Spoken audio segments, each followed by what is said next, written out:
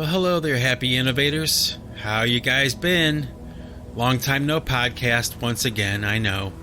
Probably wondering, whatever happened to that guy? That Bostwick guy who used to do that podcast called the Singularity podcast? Yeah, I'm still here, believe it or not. Panic ye not. Actually, for the past maybe month or so, I've been trying to think of a topic to hit for a new podcast, and nothing was coming to me, and I kind of thought to myself, you know what, I'm not going to kind of push it. I'm not going to make it happen. I'm just going to kind of wait and see if something comes up and, I feel inspired to talk about something, and you know what, it wasn't happening. It just wasn't happening. And then about a couple weeks ago, my wife and I had to do some unplanned traveling, and we were gone for probably about 2 weeks. So, and it wasn't a vacation, okay? It was actually pretty serious business, but I won't talk about that in this podcast today. And because it's a long story, and it's still not something that's completely over yet, so I'm going to have to wait a little bit to tell you what I've been up to for the past couple weeks. But suffice it to say that I was very busy anyway. I wasn't home.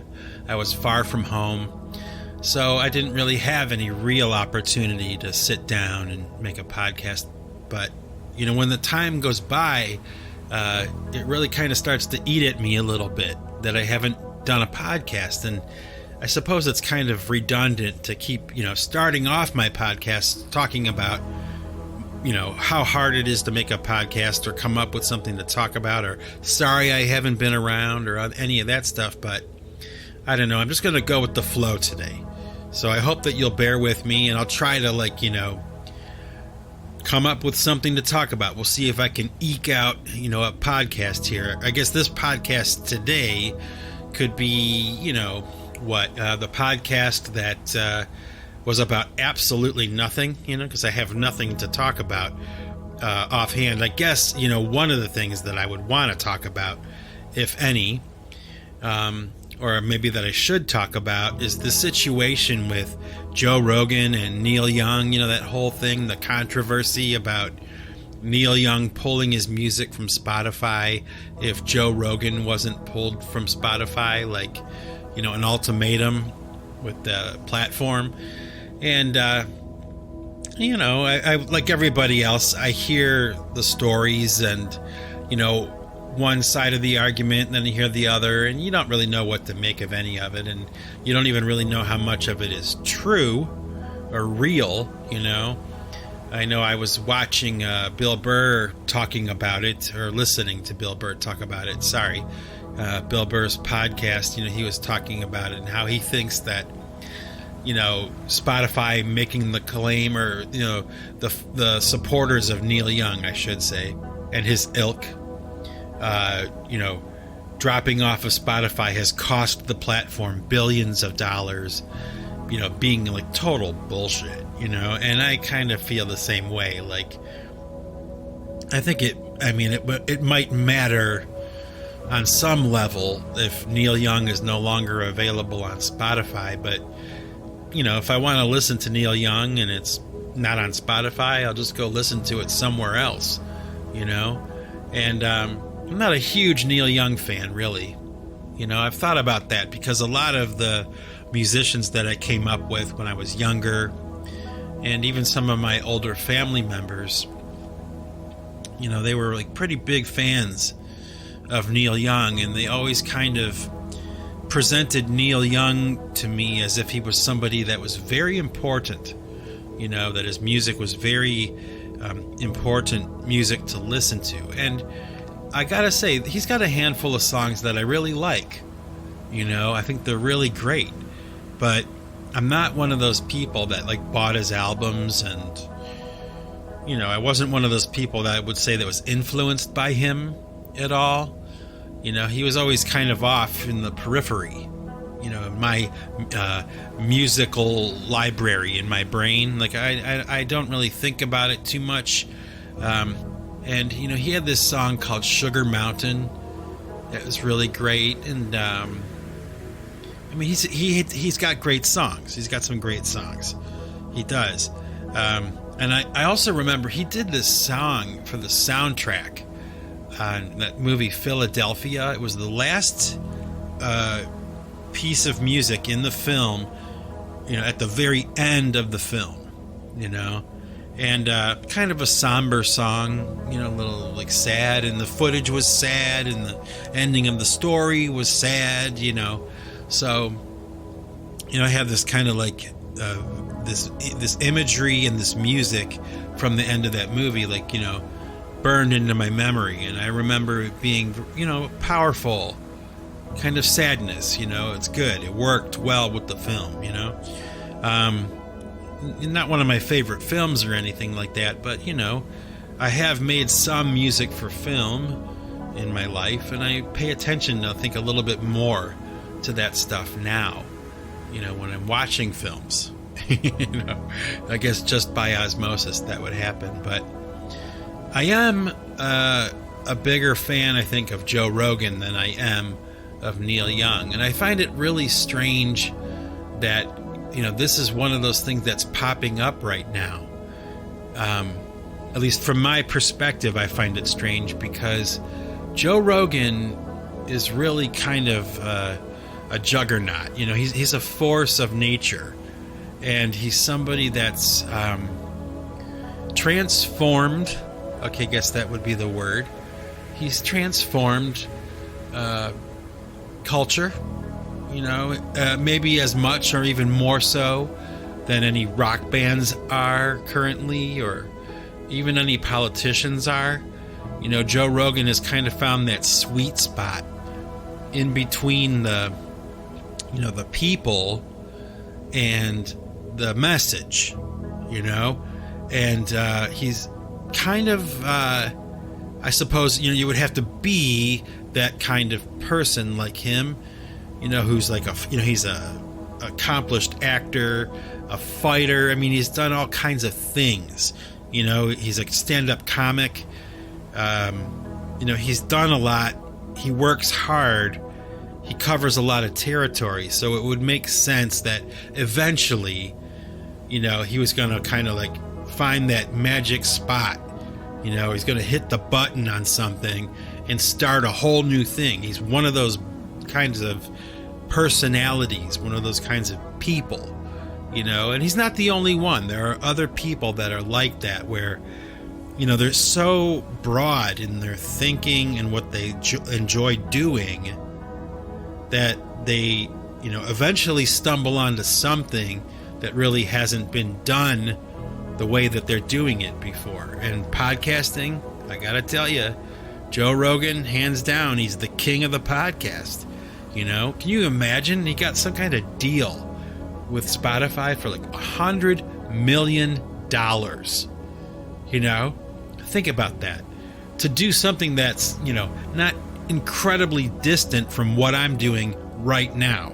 Okay? The notion of making like that kind of money for doing this kind of thing is like mind-blowing. Now, I'm not making the claim that I'm good enough to do that, because I know for sure that I'm not, and not many are. It's really difficult to do it the way that Joe Rogan has done it from the beginning, from the ground up. He's kind of established, by default, the model for all other podcasters to follow. And if you notice, which I do notice, especially with a lot of the podcasters that are, putting videos up on YouTube of their podcast, a lot of them are copying the Joe Rogan format. They have a podcast, and they have a guy off camera who will research topics as they're talking, find it for them so they can call it up onto a screen and, make an analysis of whatever, you see it all the time now. But, Joe Rogan started all of that stuff. And I don't always agree with Joe Rogan. I don't. I do a lot of the time though, and I think he's actually very funny.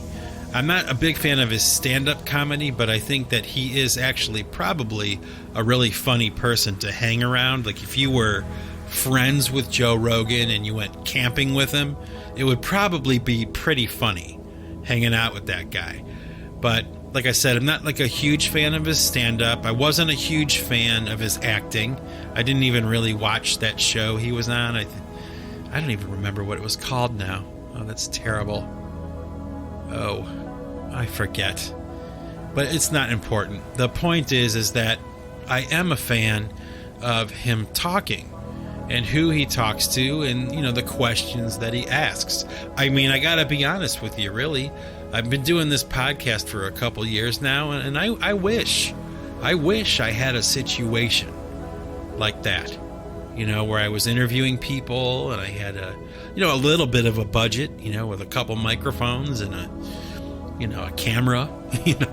I wish I had it together enough to do something like that, but you would really have to devote so much time to building something like that. And what's interesting too is like, it's one thing for me, a guy like me, to just kind of copy what's already been done by Joe Rogan. I mean, that's not that difficult to do, but consider, this guy started from the ground up. I mean, he really started at zero, and he just started talking into a microphone on camera and interviewing his friends.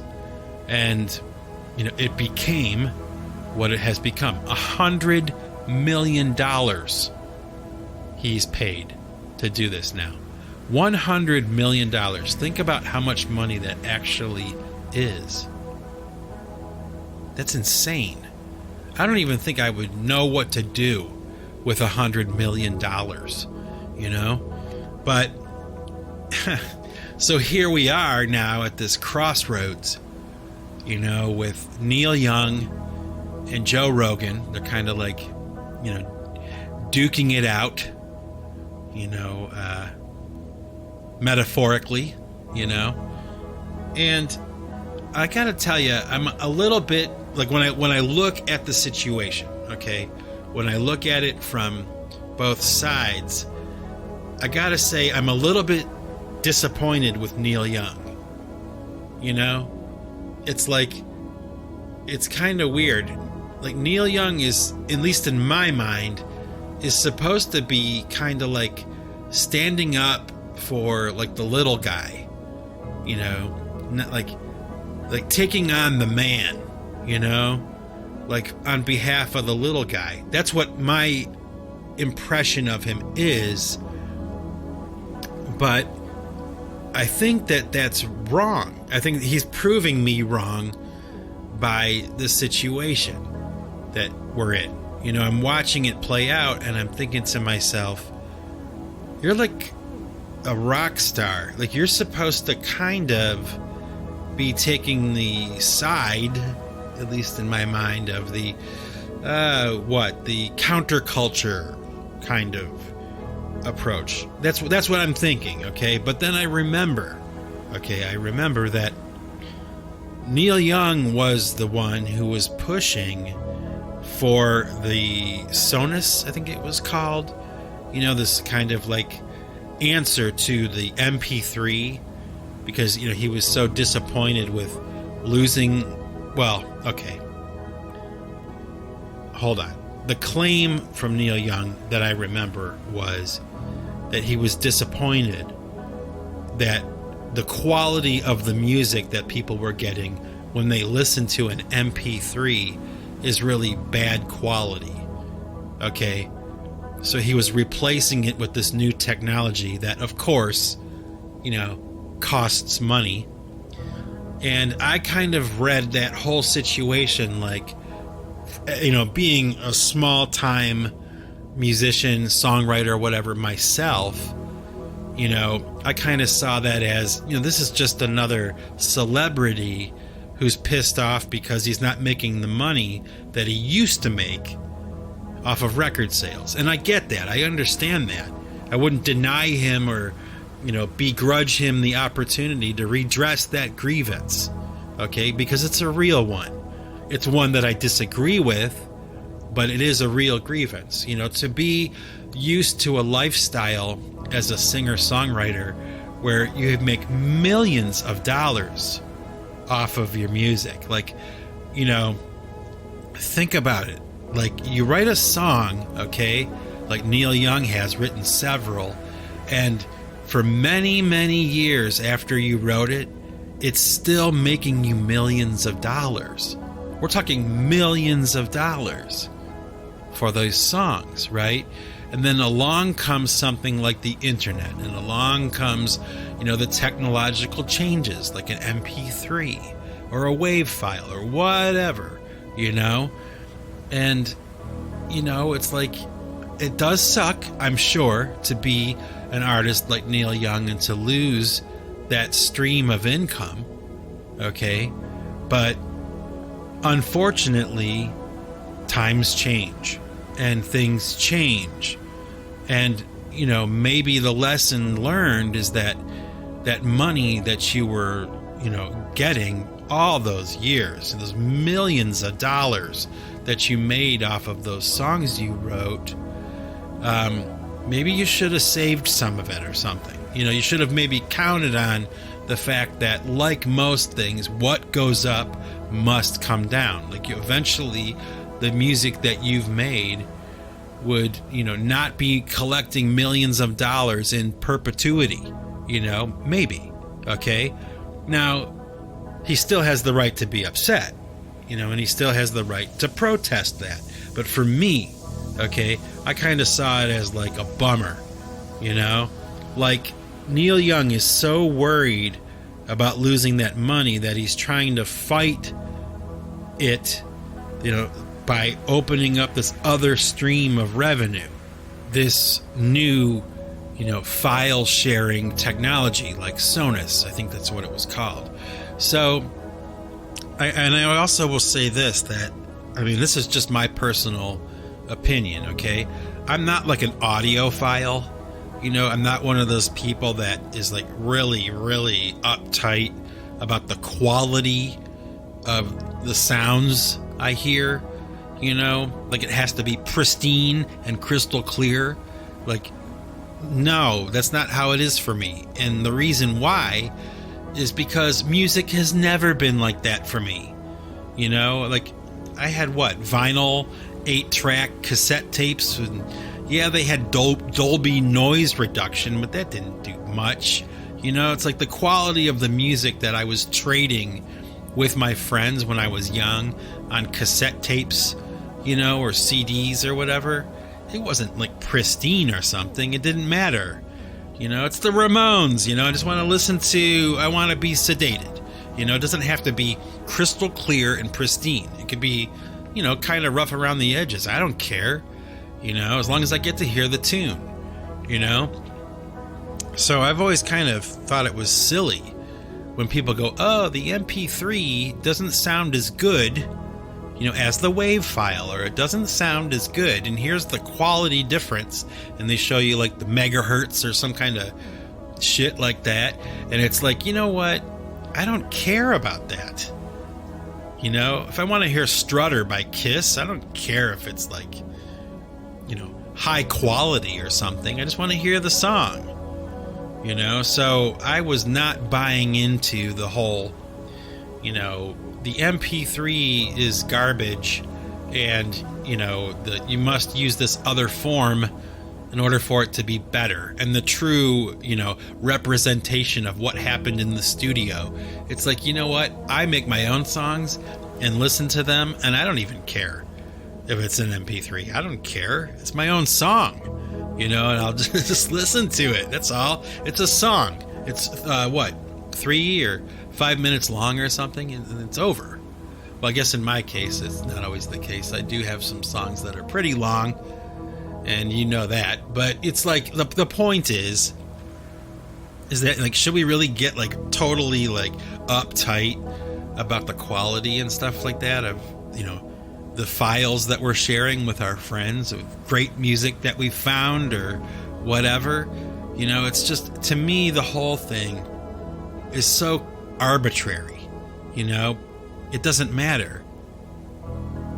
It doesn't matter because there's so many platforms where you can put your music. And that's wonderful. So it doesn't matter if, one platform isn't as good as the other or something. It's still another platform for your music to be listened to on. And somebody will listen to it there. No matter how big or how small or however good the quality is or whatever. None of that really matters, especially to people who just like music. Like me. I just like music. I just want to hear the song, for crying out loud. It doesn't, why go through all that stuff, that bullshit, trying to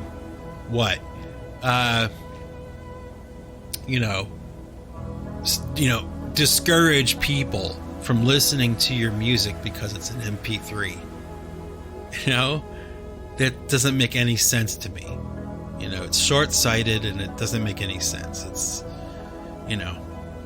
we should all of us, anybody who's ever written a song and presented it to the public, in the public domain, we should all be thanking our lucky stars that anybody gives a shit what we're doing. Like there's anybody listening to what we do. I mean, that's a miracle as far as I'm concerned. That anybody anywhere would care at all about anything I'm doing. I don't take it for granted because it's not to be taken for granted.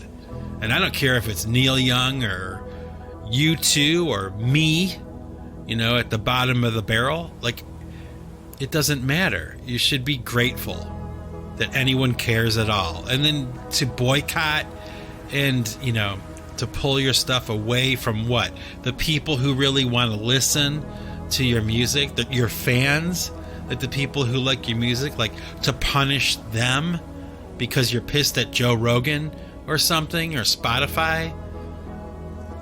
It doesn't make any sense. What a foolish kind of attitude to take, especially, at least from my perspective. It's like, you're living in a mansion, dude. You've got more money than you can count. Why are you punishing your fans for a political something or whatever? And it's like, I don't know. Maybe you think that Neil Young is right. I don't know. I don't know. I think that he might be wrong. I think that it's foolish to do, but you know what, really, at the end of the day, honestly, I don't care. I don't really. I don't. I could devote some thought to it for, I don't know, a little while, I guess, like I am right now with this podcast, but at the end of the day, I don't really care if Neil Young's on Spotify. I don't care.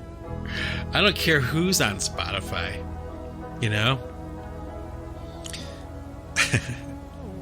And also too, I gotta say this, that as far as the Joe Rogan being accused of like misinformation or something, that's so it's pointless and kind of stupid to go after somebody for that. It's like sometimes people get it right and sometimes people get it wrong. We are all guilty of that. And if you are a person who sits down in front of a microphone like Joe Rogan does, and you talk for thousands of hours with hundreds of guests about millions of topics, at some point, in that 7, 8 year, 9 year, 10 year duration, you're probably going to get some information wrong. Okay. But like, who cares? Like, who are the people that are listening to Joe Rogan's podcast and making all their life decisions based on what Joe Rogan said? Or like one of his friends that he interviews on his podcast. Like, I'm not. I mean, I listen to his podcast and take it in, and a lot of the time it's entertaining, but it's not like guiding my life decisions. Is that what it's doing for you? Like when you need to make a major life decision, do you listen to the Joe Rogan podcast and, base your decision on like his beliefs or his attitudes? I would put dollars to donuts that there's probably not like like anybody doing that at all. It's like entertainment. That's all it is. And he may get political and stuff like that and talk about things, that offend people or something. So what? So what if you're offended? So what if it offends me? So what? It's a show. Like, just, it's not real life or something. It's a TV show. It's a different form, I guess, but it's still entertainment. That's all it is. So they're copying this attitude like, real lives are affected by the Joe Rogan podcast. I don't really believe that, I mean, he may have influenced some things, but, being responsible for the deaths of millions of people because he had an opinion about like COVID or something, or a mask or something, that's not real. That's not real. That doesn't happen. Because nobody cares that much about what anybody says, let alone Joe Rogan. At least that's my perspective. Like, I'm sure, maybe over the course of the past 3 years, maybe I said something that affected someone. Maybe they listened to what I said and it made them rethink something or reconsider something or introduced them to something. Maybe, maybe. And so what? It's like, it's just me talking into a microphone, man. That's all it is. It's entertainment, and I want you to be entertained, but, I don't want to like guide your life with my beliefs or something. I don't want to be like a cult leader, because that's not reality. That's not really how it works. That's not really how people work. I never watched the Johnny Carson show and like decided whether I was going to get married based on what Johnny Carson said. It's like, I watched other things too, and I didn't, I turned off Johnny Carson eventually and watched something else, and that didn't affect my life that much either. Now with MTV, okay, maybe that's a little bit different. I will admit there was a lot of stuff I saw on MTV, and a lot of things I still do see, like on videos with bands and groups, and especially the ones I really like, or the ones I really don't like, that kind of affect my decision making, okay, when it comes to making songs or something, but not really. Not really. It might be swimming around in my brain somewhere, but it's not like, I heard a Greta Van Fleet album and I went immediately into my studio and like tried to do some kind of reaction to what they were doing. I mean, I listened to it, like this, don't like that, and I moved on. I mean, aren't you the same way? I would imagine that you probably are. You're like me. It's like, music is important, yes. I once had a friend who told me that, music is thoroughly unimportant. It has no importance, no consequence. It's just a thing people do for fun. And I don't agree with that. I do think that the music that we hear and that we take in, it has an effect on our senses. I think I did a podcast about it called Custody of the Senses. Yeah, Custody of the Senses. It was a Singularity podcast. Go back and listen to it, and I talk about that. I mean, it is important to culture and civilization and things like that, what the music that we're listening to, but I mean, most of the time it's not that important, and not important enough anyway to like, change your life and make you like drive your car different. Make you hold your fork different when you're eating. It's not going to happen. It's not going to make you go to the hospital and get a COVID test. At least not for me anyway. I would imagine that's how it is for most people. But, maybe I'm wrong. Maybe I'm delusional or something. You know what? I'm going to get a sip right now of my coffee. I'm drinking a nice hot cup of Dunkin' Donuts coffee, and I am not sponsored by Dunkin' Donuts, by the way, for all of you out there who are wondering. No, I just like their coffee. Everybody in New England likes Dunkin' Donuts coffee for the most part, okay? It's like a cultural thing, but it is actually pretty damn good. So I'm going to take a sip. I suggest if you have a coffee with you right now, maybe you'll take a sip too. Hang on.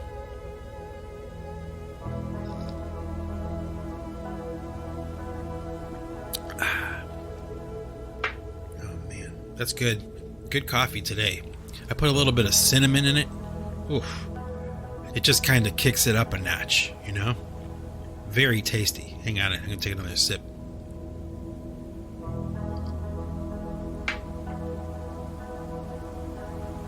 So anyway, I got a kind of a weird story I'm going to tell you. I'm going to close out this podcast with this story. I can't talk too much longer today, but I'm going to tell you the story. So anyway, when my wife and I got married, we first got married, I had bought us both these little medallions, okay, these little medals, these little spiritual religious medals. I bought one for me and one for her. They were both different, and they were both like a necklace, so we would both have one to wear, okay? And we wore them since we were married. We never took them off.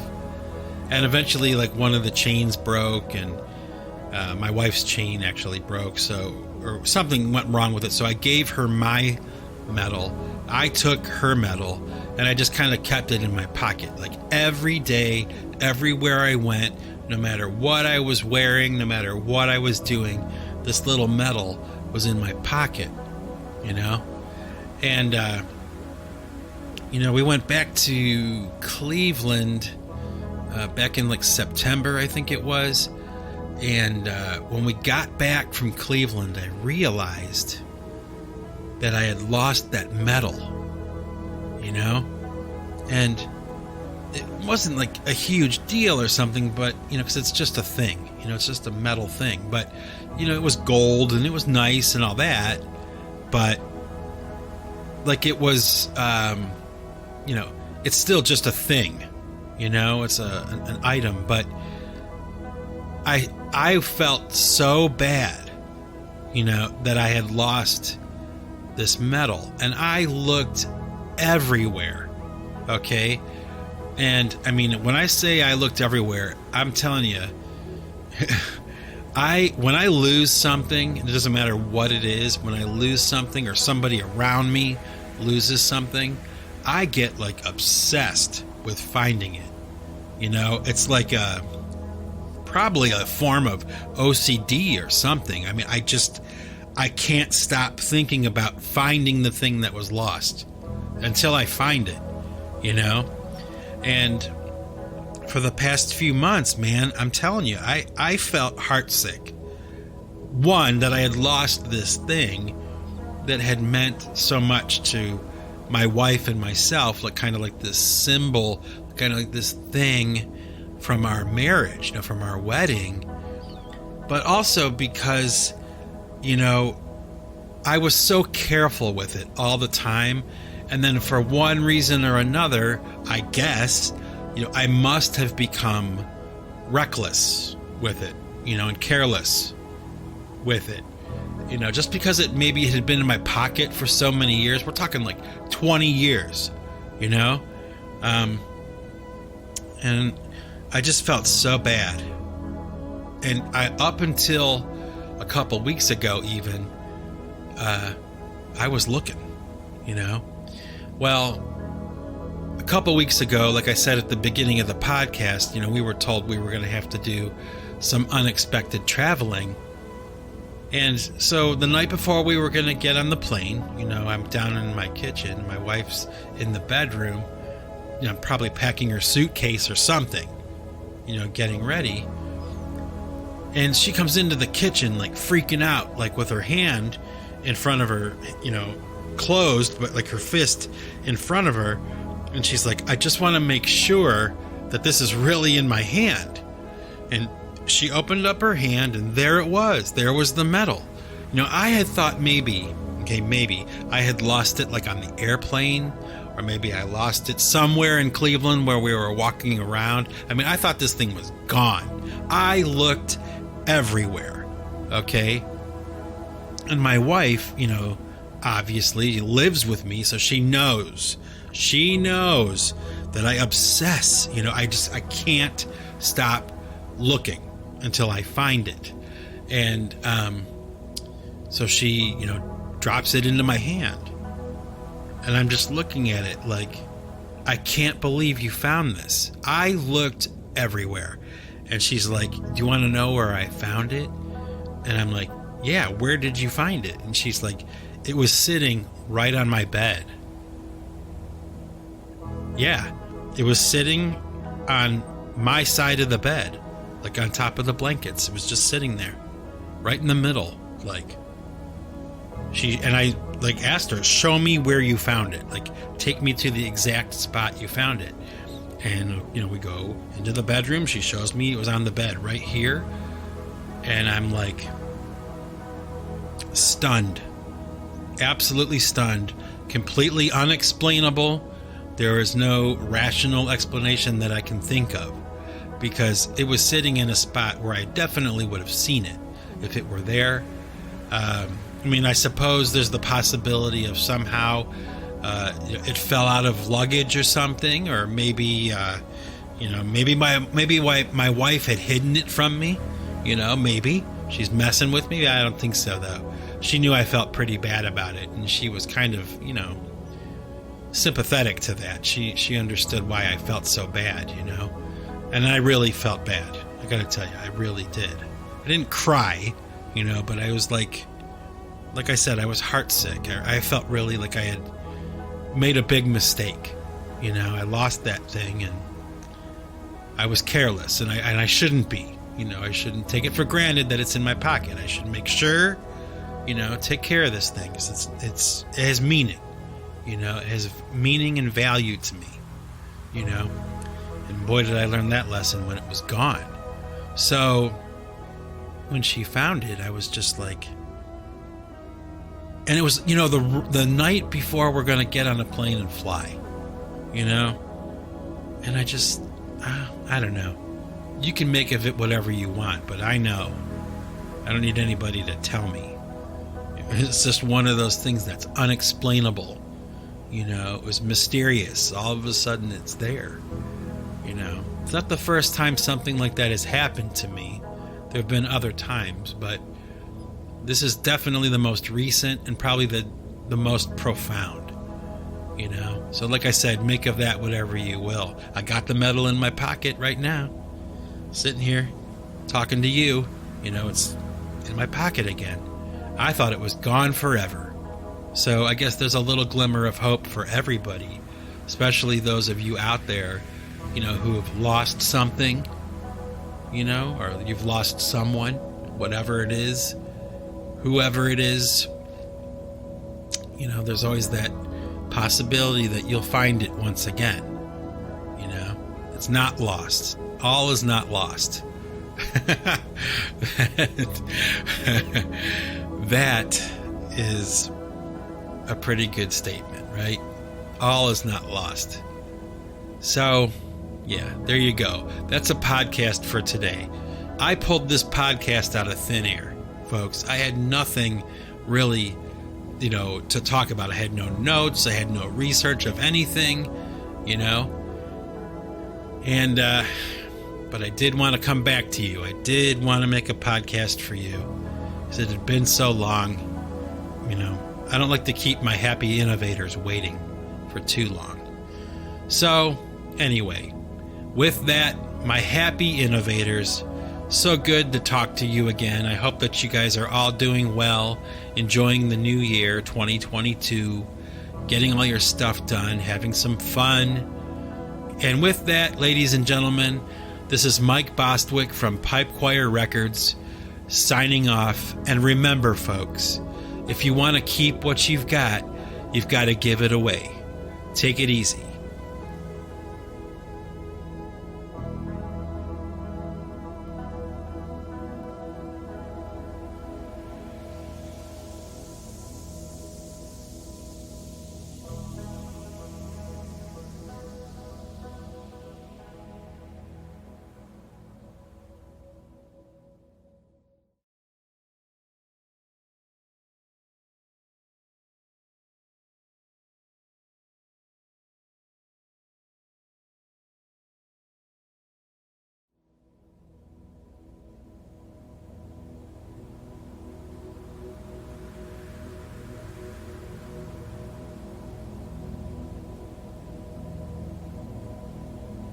Okay, all you happy innovators who were kind enough and generous enough with your time to hear some music, I have a song for you that has a story that's quite remarkable. Okay, kind of cool. Maybe about a month ago, my wife and I were walking through this store and we found this record player that they were selling on clearance for $17. Okay, a little portable record player kind of thing, you know, with a 1/4-inch output and input jack, and you know, like a modern day version of a record player, very small, portable thing, and $17. You know, you can't go wrong. And my wife and I have not listened to vinyl records in so long. Okay, I mean, we're talking probably 20 or 30 years, you know, but we have this huge collection of vinyl from when we were younger. So, you know, it's kind of all put away in boxes. It's, you know, buried somewhere in the house, you know, but we bought this record player and we had the idea like we would start listening to some of our old records again. Well, okay, so we come home with this record player, right? And my wife opens it up. It was really kind of like hers, you know, she really wanted it. But she pulls out this record, okay, from the very first band that I recorded with. Okay, she had this little 7-inch vinyl record. It was red, you know, that my band Thumper Incorporated had put out on Smog Veil Records.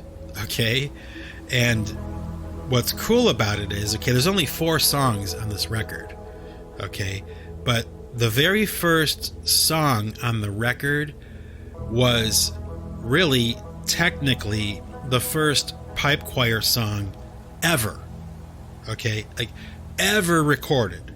Okay, and I mean, I've told the story before in the past that, you know, I was in this band. I went to the studio with them to record this, you know, for this 7-inch that we were going to be releasing on this label, this underground punk rock label kind of thing. And you know, while we were in the studio, I wound up befriending the studio engineer. We became friends, and you know, he invited me over to his studio to just mess around in the studio, you know, making music and just recording it and having fun. So, you know, I did, and all that, you know. Well, this vinyl record, this piece of music that starts off this little 7-inch that I have that we put out, was kind of done in the studio that night that the whole band was there, and it was kind of done like impromptu. Okay, I was in the studio with my band and they were setting up their gear and all my stuff was already set up. I was ready to go, and they were kind of just tuning their guitars and plugging in their amplifiers and doing all that stuff, putting new strings on their guitars. So while they're doing this, right, I go over to this keyboard that they had in the studio. It was like an in-house keyboard, and you know, I started to play it. You know, I just was like waiting, so I just started screwing around on this keyboard. Well, you know, it was one of those things where I was playing, just kind of fooling around, and the room got quiet, you know, and you know, I kind of like look up from the keyboard, and everybody there was just watching me play, you know, and I think they were kind of shocked a little bit that I knew how to play a piano. but I'd been playing piano for as long as I'd been playing drums. So I thought they kind of knew that, but I guess they didn't. And, I'm sitting there playing, and they stop, and they're like, what was that? What is that? And I'm like, I don't know. I just made it up. I was just screwing around, And they're like, oh, dude, you got to put that on the record, man. And I'm like, really? You think so? And they're like, oh, yeah, record it. Can you do it again? And I'm like, yeah, I can do that again. So I did it. We recorded it. It was on the record. It was the song the piece of music. It's not even really a song. It's a short little thing, okay, that started the record. And, I hadn't forgotten about it or anything. I mean, I remember the whole situation. And, of course, I remember, that I was in a band that made a vinyl record. It was pretty cool. Like, wow, we really are going to make it, man. We're making a record. We're going to be famous, But that didn't happen. But so what I'm going to share with you right now is a recording, taken off that record player, into my studio of this piece of music that really was the beginning of my personal recording career, as a solo artist. It was a short little piece. I did it really quick, really simple, maybe even kind of a little bit corny. Okay, but I guess for posterity's sake, here it is. You'll hear it. And, they asked me to name the song, and, the name, okay, is Dordessa Kai. That's what I called it. D-O-R, D-E-S-S-A-K-Y-E, Dordessa Kai. That's what I called it. And, why I called it that? Well, probably there was a little bit of a Mission UK influence there. Maybe a little bit of Smashing Pumpkins, maybe. Dordessa, Dordessa Kai. I think that the Mission had a song called Shamara Kai. So I was kind of boosting that idea. And I mean, it was like they asked me to name it in like 5 minutes, and that's like what I came up with, So that's what you're going to get right here. The explanation, which is funny, this explanation that I've just done for this song is probably 3 times longer than the song itself. So I guess now's the time to stop talking and let you hear the music. But I hope you enjoy it. And like I said, for posterity's sake, this piece of music will now be, officially in a podcast that I've done. So it will exist somewhere out there in the ether for people to listen to or to reference. Okay? So here we go. Dordessa Kai by Thumper Incorporated, or, really the origins of pipe choir. Whatever you want to call it. So enjoy, peace out, be safe, have fun. Here we go.